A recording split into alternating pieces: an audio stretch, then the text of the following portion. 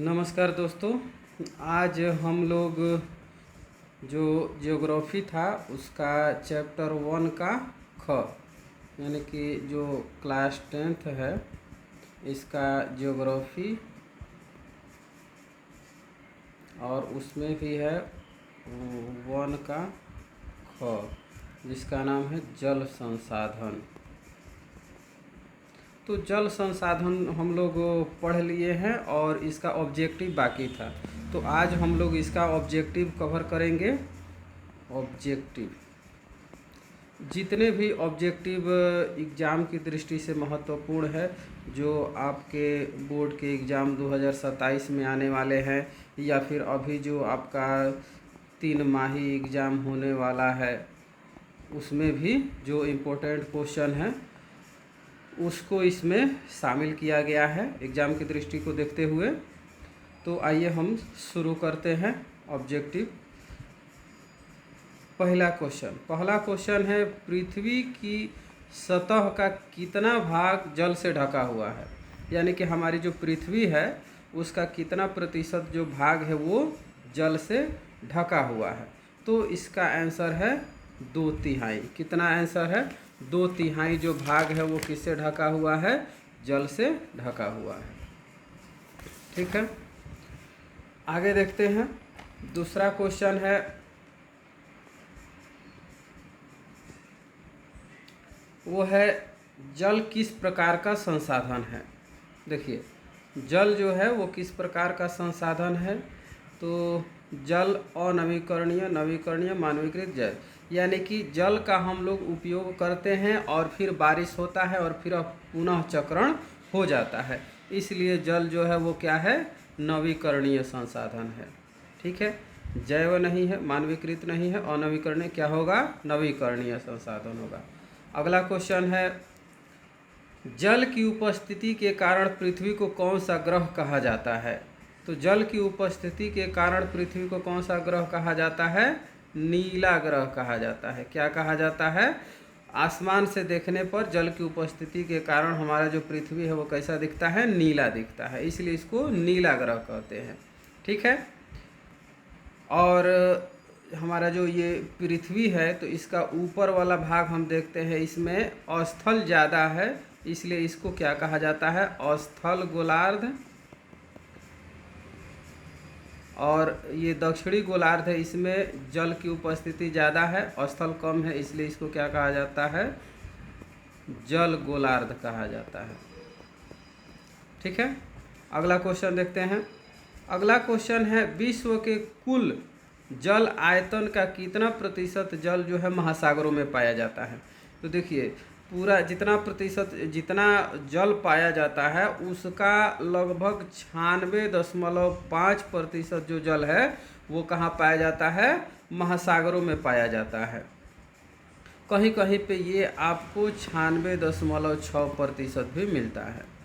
ठीक है, तो 96.5 अगर 96.6 भी रहे तो आप दोनों में से जो रहे उसको टिक लगा सकते हैं।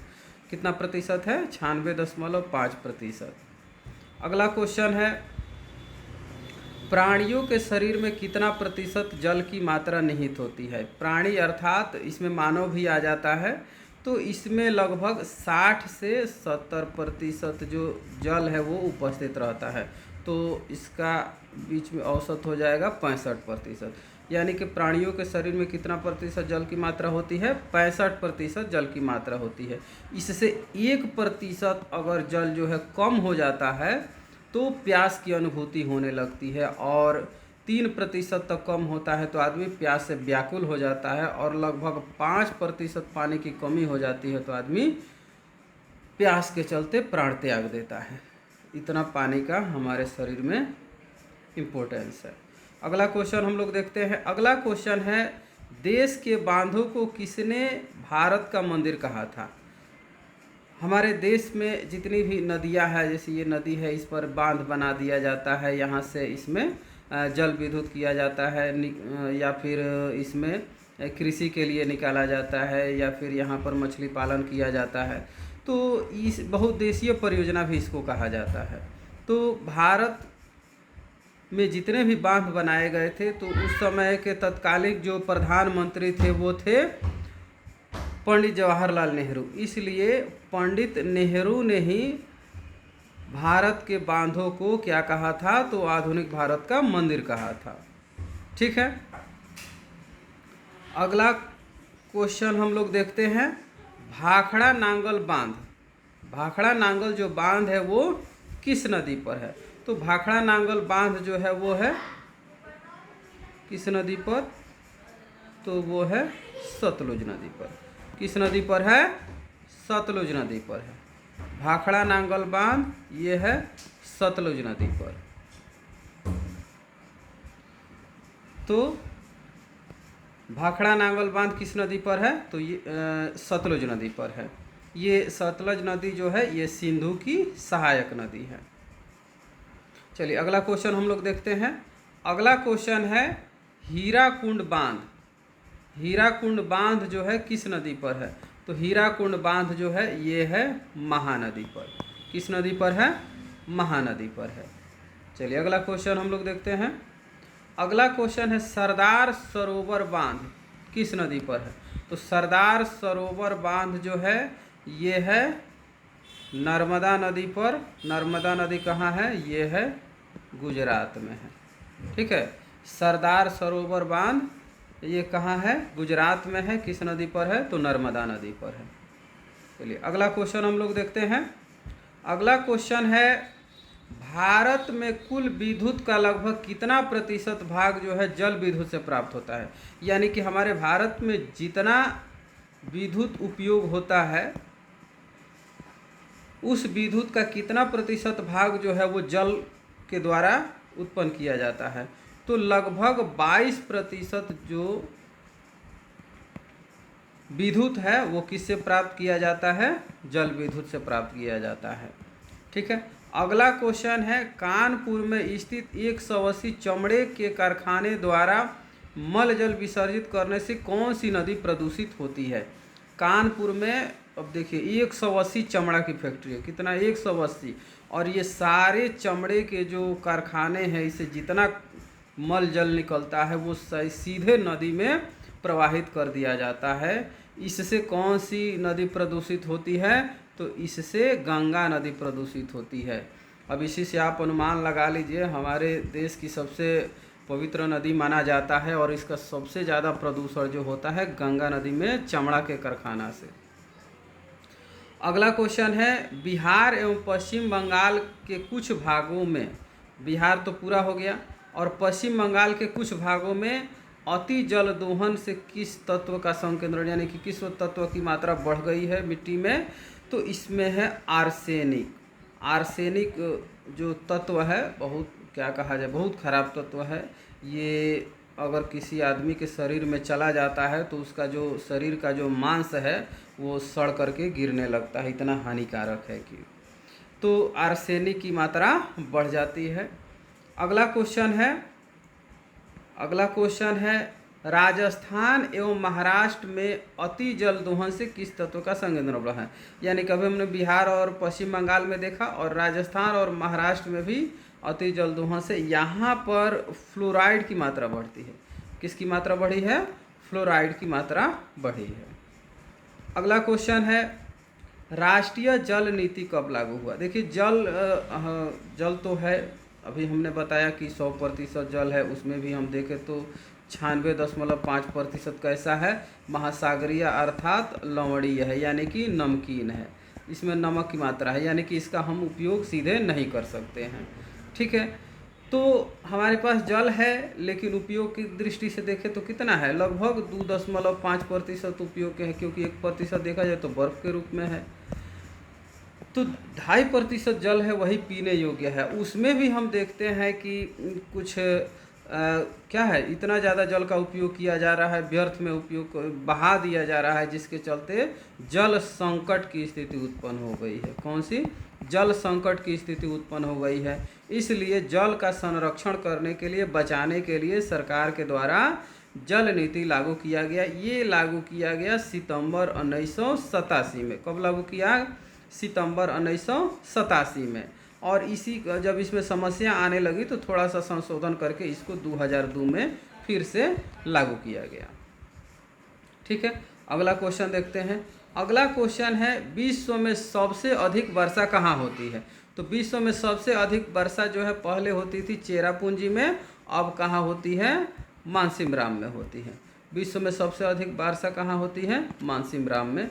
लगभग 1100 से ऊपर सेंटीमीटर से ऊपर वर्षा होती है। ठीक है, अगला क्वेश्चन हम लोग देखते हैं। अगला क्वेश्चन है, भूमिगत जल का कितना प्रतिशत भाग का संचयन वर्षा जल द्वारा भूमि में प्रवेश करने से होता है? यानी कि पृथ्वी है, इसके अंदर जो जल है, तो इसका जल का हम लोग उपयोग करते हैं, फिर वर्षा के द्वारा क्या होता है? पानी आता है और धीरे धीरे रिश्ते कहाँ जाता है? पृथ्वी के अंदर चला जाता है और फिर वो भौम जल स्तर बन जाता है, उसी का हम लोग उपयोग करते हैं। तो कितना प्रतिशत जो पृथ्वी के नीचे का जो जल है उसका पुनर्आपूर्ति हो जाता है वर्षा के जल से? तो लगभग 22% जो जल है उसका जो पुनर्आपूर्ति होता है किससे? वर्षा के जल से। ठीक है, अगला क्वेश्चन हम लोग देखते हैं। अगला क्वेश्चन है कि राजस्थान के अर्ध शुष्क क्षेत्रों में वर्षा जल को एकत्रित करने के लिए बने गड्ढों को क्या कहा जाता है? देखिए, राजस्थान का जो क्षेत्र है वहाँ पर वर्षा बहुत कम होता है, 10 से 15 सेंटीमीटर ही मात्र वर्षा होता है एक साल में।